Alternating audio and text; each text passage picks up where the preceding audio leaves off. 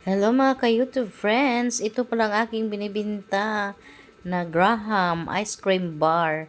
Ano lang to, bite size, 10 pesos yung isa. Ito yung aking sideline habang wala akong magawa. Yan, habang nag-live ko may bumili kanina. Ayun, ito guys. Kakain ako guys ng aking ginawang ko ice cream bar. Ito yung ginawa kong ice cream. May gawa na akong video nito eh. Diyan din. Ito lang ko din ulit. Ang aking ice cream bar. Graham ice cream bar. May bumili kasi kanina habang nag-live. Tapos kakain ko siya bumaya na lang. Yan. Lami kayo. Na siya, natunaw na siya agad. Ang bilis matunaw.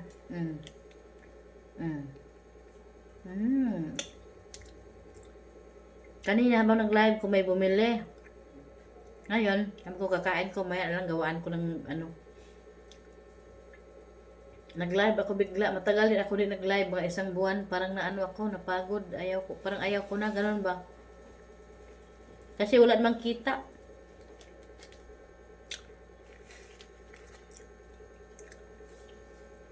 Hindi dumating kahit walang kita.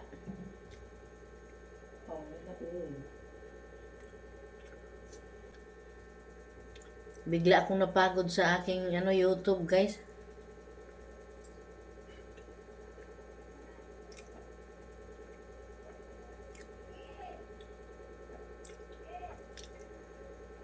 Pero may mga video ako. I-upload ko yun.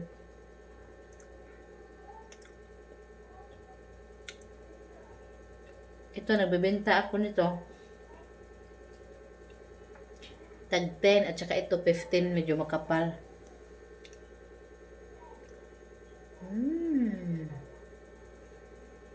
Balik-balik ang mga bata nito bili sa akin.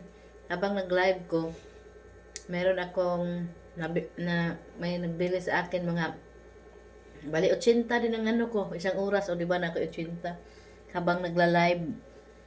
Nagkatok sa akin. Nagustuhan ko bigla ko mag-live nga ako. Kasi ubos na ang oras, ubos na yung WH. Ganon. Kung hindi maubos ang oras, hindi mag-live. Hindi naman nung nung lagi ko nagla-live, medyo okay may pumapasok, pero pag ngayon na wala naman. Kasi konti lang ba? Konti lang nanood. Walang nanood. Yung nanood lang din yung kakilala mo. Yung mga friend mo dati yun ang nanonood. Ganun. Ubos na. Tapos ko lang din mag-live. Meron naman din nanood. Naka 200 views din. Kaya thank you sa nanood sa akin kanina sa aking live. Sige, bye! Thank you for watching!